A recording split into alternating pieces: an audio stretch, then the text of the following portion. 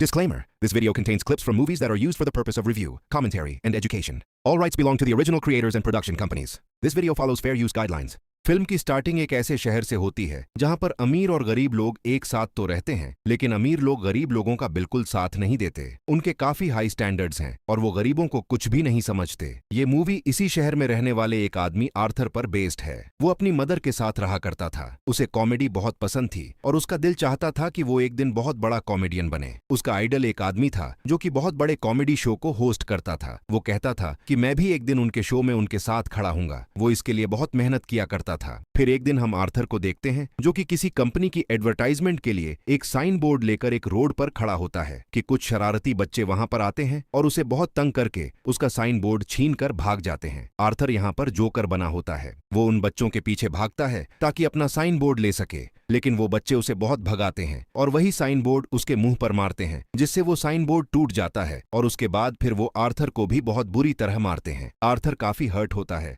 और सीधा अपने बॉस के पास जाता है। वो उसे सब कुछ बताता है कि बच्चों ने उसके साथ क्या क्या किया, लेकिन उसका बॉस उल्टा उसे डांट देता है और कहता है कि तुम्हारा दिमाग तो ठीक है, बच्चे ऐसी हरकत कैसे कर सकते हैं। बॉस उसे कहता है कि मैं तुम्हें तुम्हारी सैलरी भी नहीं दूंगा। आर्थर में कॉन्फिडेंस की बहुत कमी होती है, इसलिए वो यहाँ पर खुद के बारे में कुछ बोल ही नहीं पाता। वो वहां से काफी उदास होकर बाहर आ जाता है और सोचता है कि क्या मैं इतना बुरा हूं कि कोई भी मेरी बात का यकीन ही नहीं करता। वो अपने घर आता है और डांस करने लगता है। यहाँ पे हम देखते हैं कि उसकी बॉडी काफी वीक होती है। अगले दिन आर्थर अपने कॉलीग से मिलता है और उसे उन बच्चों के बारे में बताता है। उसका कलीग उसे कहता है कि ये तो बहुत गलत हुआ, तुम्हें अपनी हिफाजत करनी चाहिए थी यार। और इसी के साथ वो उसे गन देता है और कहता है कि इसे अपने पास रख लो, ये मुश्किल वक्त में तुम्हारे काम आएगी। आर्थर ये लेने से इनकार करता है, लेकिन वो आदमी जबरदस्ती उसे गन दे देता है और फिर आर्थर अपने घर के लिए निकल पड़ता है। वो बस में होता है तो उसके सामने एक बच्चा भी बैठा होता है। वो उसे हंसाने की कोशिश करने लगता है और वो बच्चा जोर जोर से हंसने लगता है, जिस पर उस बच्चे की मदर को गुस्सा आ जाता है और वो आर्थर से कहती है कि हटो,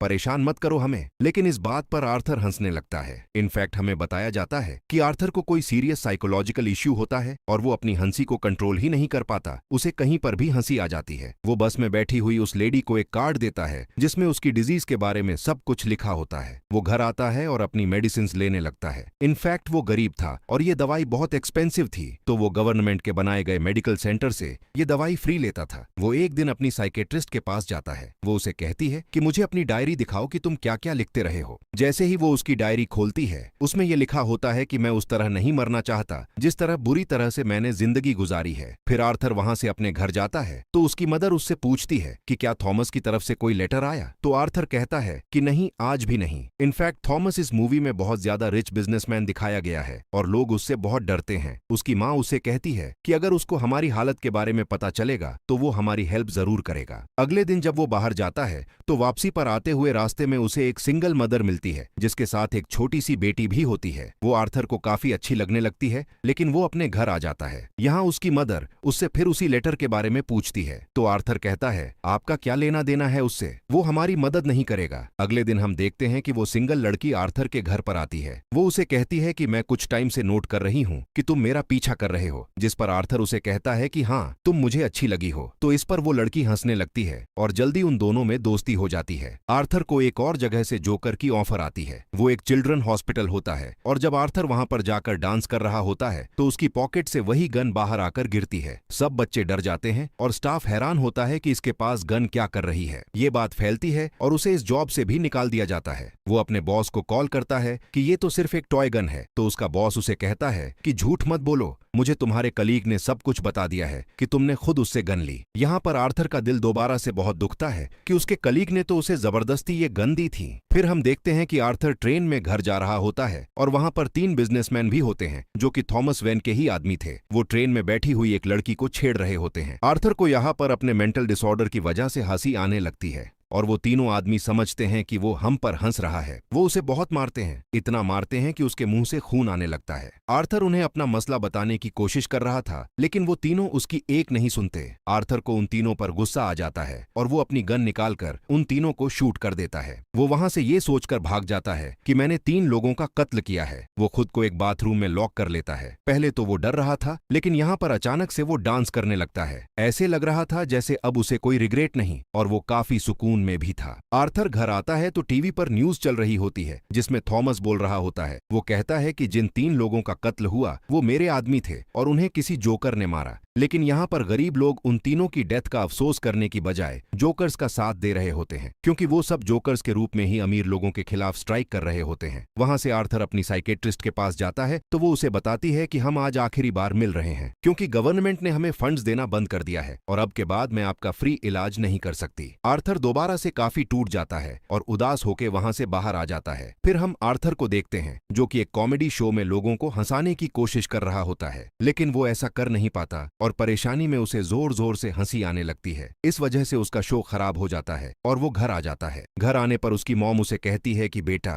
ये लेटर थॉमस के लिए पोस्ट कर दो। आर्थर जब ये पढ़ता है तो उसे अपनी आंखों पर यकीन ही नहीं आता। वो अपनी मदर के पास जाता है और कहता है, आपने मुझसे ये सब कुछ क्यों छुपाया? उसकी माँ उसे बताती है कि बेटा मैंने ये जानकर नहीं किया। इनफैक्ट थॉमस और मैं एक दूसरे को पसंद करते थे और इवन शादी भी करना चाहते थे, लेकिन मैं बहुत गरीब थी और वो बहुत अमीर, तो हम सोसाइटी की वजह से शादी नहीं कर सके। आर्थर अपने बाप से मिलने के लिए निकल पड़ता है। जब वो वहां पर पहुंचता है तो उसके घर के गेट के पीछे थॉमस का अपना बेटा खड़ा होता है। आर्थर उसके सामने बच्चों जैसी हरकतें करने लगता है और उसे भी हंसाने की कोशिश करता है, लेकिन तभी वहां पर थॉमस का बटलर आ जाता है। वो उस बच्चे से कहता है कि स्ट्रेंजर से बात नहीं करते और आर्थर को वहां से जाने के लिए कहता है। आर्थर उससे कहता है कि मैं सच्चाई से पर्दा हटाकर ही जाऊंगा। मेरी माँ ने थॉमस के यहाँ 30 साल काम किया और वो दोनों एक दूसरे को पसंद भी करते थे और मैं किसी और का नहीं, थॉमस का ही बेटा हूँ। जिस पर बटलर उसे कहता है कि तुम भी पागल हो और तुम्हारी माँ भी पागल है। उसने ये स्टोरी अपने पास से बनाई है, उसका थॉमस से कोई लेना देना नहीं है। ये सुनकर आर्थर को काफी बुरा लगता है और वो वहां से चला जाता है। आर्थर जब घर जाता है तो उसे पता चलता है उसकी मॉम को कोई अटैक हुआ है और उन्हें हॉस्पिटल शिफ्ट किया जाता है। आर्थर जब बाहर बैठा होता है तो उसके पास 2 पुलिस ऑफिसर्स आते हैं। वो उससे पूछते हैं कि ट्रेन में उस दिन जो 3 आदमी मरे, क्या तुम उनको जानते हो? तो आर्थर आगे से कहता है, नहीं, मुझे क्या पता होगा। उसे पता चलता है कि इन पुलिस ऑफिसर्स ने उसकी माँ से भी सेम क्वेश्चन किया था, जिसकी वजह से उसकी मॉम को अटैक हुआ। वो अंदर अपनी माँ के पास आ जाता है और वहीं पर वो सिंगल मदर भी होती है कि तभी टीवी पर एक न्यूज चलती है और उस पर आर्थर का वही फेवरेट टीवी होस्ट होता है, वही कॉमेडियन जिसे आर्थर बहुत पसंद किया करता था। वो काफी शौक से उसका शो देखने लगता है, लेकिन देखते ही देखते उसे अपना चेहरा टीवी स्क्रीन पर दिखाया जाता है। बेसिकली आर्थर का फेवरेट कॉमेडियन उसका मजाक उड़ा रहा होता है जब आर्थर को एक कॉमेडी शो में हंसी आ गई थी। ये देखकर आर्थर काफी टूट जाता है कि मेरा आइडल मेरा मजाक उड़ा रहा है, इससे तो मुझे इंस्पिरेशन मिली थी। उसे सब चीज पर यकीन ही नहीं आ रहा होता।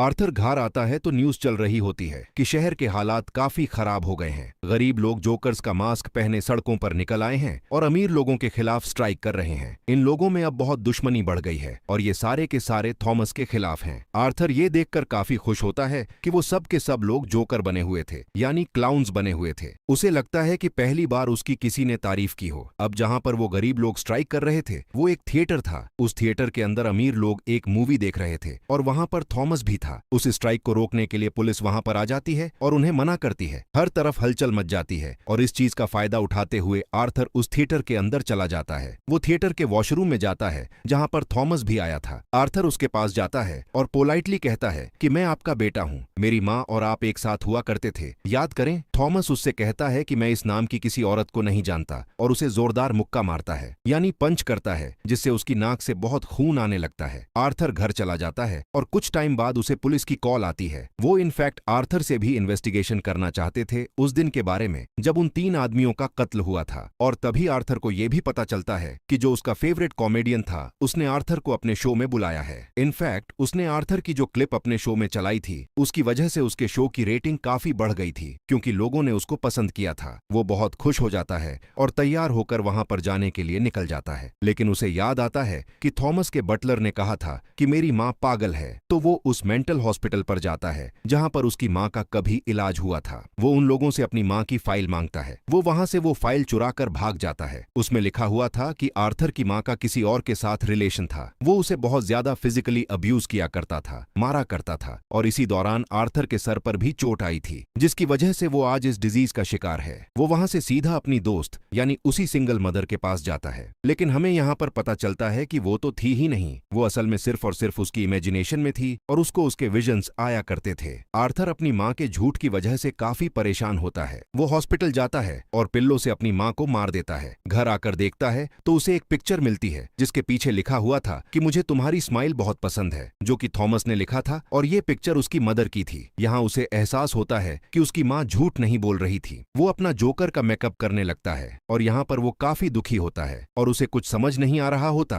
कि उसके आसपास क्या हो रहा है। तभी वहां पर उसका वही कलीग आ जाता है और वो कहता है कि जो उस दिन ट्रेन में 3 कत्ल हुए और रिसेंटली तुम्हारी माँ का भी कत्ल हुआ, मैं उसके बारे में कुछ पूछना चाहता हूँ। आर्थर को लगता है कि ये फिर से मेरा जीना हराम करने आए हैं और वो वहीं पर अपने कलीग को बुरी तरह से मार देता है। अब इसके बाद आर्थर तैयार होता है और अपने जोकर का फुल कॉस्ट्यूम पहन लेता है। वो अब अपने फेवरेट कॉमेडियन के शो में जाने की तैयारी कर रहा था। वो बहुत खुश होता है और रास्ते में डांस करता हुआ जा रहा होता है। वहीं पर वो दोनों पुलिस ऑफिसर्स भी आ जाते हैं जो उससे ट्रेन में हुए हादसे के बारे में इन्वेस्टिगेशन कर रहे थे। पर आर्थर वहां से भाग आता है और भागते भागते एक ट्रेन में घुस आता है। उस ट्रेन में और भी बहुत सारे लोग ऐसे थे जिन्होंने जोकर का कॉस्ट्यूम पहना था। पुलिस इतने सारे लोगों में उसको ढूंढ ही नहीं पाती, तो इसी बात का फायदा उठाते हुए वो वहां से बाहर आ जाता है और अपने फेवरेट कॉमेडियन के शो की तरफ जाता है। वो जब उसके सामने जाता है तो वो उससे पूछता है कि क्या तुम भी जोकर बने हो, क्या तुम भी अमीरों के खिलाफ प्रोटेस्ट कर रहे हो। आर्थर उससे रिक्वेस्ट करता है कि आप लोगों को मेरे बारे में कुछ न बताइएगा, सिवाय इसके कि मैं एक ऑर्डिनरी जोकर हूँ। और फिर उनका लाइव शो स्टार्ट हो जाता है। ऑडियंस उन्हें देखकर काफी खुश होती है और इस चीज को काफी एडमायर कर रही होती है। वहां पर आर्थर का फेवरेट कॉमेडियन उससे क्वेश्चन करता है कि तुम यहाँ पर जोकर बन के क्यों आए हो। तो जोकर उसे कहता है कि मैं हमेशा खुश रहना चाहता था और मैं लोगों में भी खुशियां बांटना चाहता था। लोगों ने मुझे इस गेटअप में पसंद किया तो मैंने सोचा क्यों ना मैं ऐसे ही आ जाऊं। वो यहाँ पर एक बहुत ज्यादा सरप्राइजिंग बात भी करता है। वो इस लाइव शो में सबके सामने बता देता है कि उस दिन ट्रेन में जो 3 लोग मारे गए उनको मैंने ही मारा है। वो कहता है कि ये सब मैंने आपको इसलिए बताया कि अब तक कितने गरीब मरे, कितने ही ज्यादा अमीर लोगों ने गरीब लोगों को बेदर्दी से कत्ल किया, लेकिन आज तक किसी ने नोटिस किया, किसी ने भी अमीर लोगों के खिलाफ आवाज उठाई या उन गरीब लोगों को याद किया तो मुझे बताएं। और जब मैंने किसी अमीर आदमी को मार दिया तो लोग इतना शोर किस लिए मचा रहे हैं कि सब इंसान बराबर नहीं होते या अमीर लोगों में कोई और खास बात होती है। वो कहता है कि सोसाइटी बहुत खराब हो चुकी है, वो सिर्फ अपना फायदा सोचती है और अगर आज तुमने मुझे इस शो में बुलाया है तो ये तुम्हारी रहमदिली हरगिज नहीं है। तुम्हारे शो की रेटिंग मेरी वजह से बढ़ रही थी इसलिए तुमने ऐसा किया। लेकिन आर्थर का जो फेवरेट कॉमेडियन होता है वो कहता है ऐसी बात हरगिज नहीं है। आर्थर को गुस्सा आ जाता है कि तुम अभी भी झूठ बोल रहे हो। वो इसी के साथ अपनी गन बाहर निकालता है और उसे सबके सामने शूट कर देता है। लोग काफी घबरा जाते हैं और वहां से बाहर निकलने लगते हैं, लेकिन आर्थर को हम यहाँ पर काफी कॉन्फिडेंट देखते हैं। वो किसी से नहीं डर रहा होता। पुलिस इस बात पर जोकर